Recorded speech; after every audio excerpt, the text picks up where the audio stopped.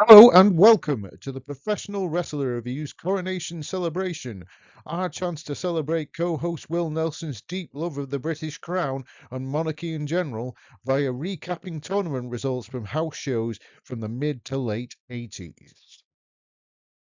Here we'll be looking at the pre-pay-per-view King of the Ring tournaments held by Vince, allegedly because he felt you could draw a crowd via a tournament. The logic of that is called into question here. The first King of the Ring tournament was held July 8th, 1985 at the Sullivan Stadium, Foxborough, Massachusetts, in front of around 23,000 people. Don Morocco beat Junkyard Dog, Les Thornton, Pedro Morales and the Iron Sheik to win. In 1986, the tournament was again held at Sullivan Stadium on July 14th in front of a diminishing crowd of around 12,000 people.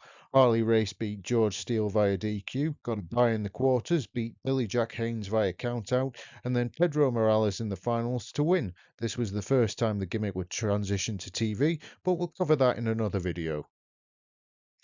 On September the 4th, 1987, at Providence Civic Center, Providence, Rhode Island, in front of around 12,000 fans, Randy Savage beat Nikolai Volkov, Jim Brunzell, Dangerous Danny Davis, and King Kong Bundy to win the tournament.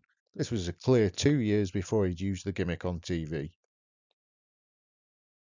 In 1988, again at the Providence Civic Center, this time on October the 16th, and in front of around 6,700 people, Ted DiBiase beats Brutus Beefcake, Ben Patera, Ron Bass forfeited against him in the semi-final, and then he beat Randy Savage to win the tournament overall. October 14th, 1989, again at the Providence Civic Center, this time in front of a ever diminishing around 4,500 people. Tito Santana beat Bad News Brown, the Warlord, Akeem, and Rick Martel to win the tournament and become the person least likely to father a secret child that did. September 7th, 1991, at Providence Civic Center once more, in front of a paltry 2,400 people, Bret Hart beat Big Doherty.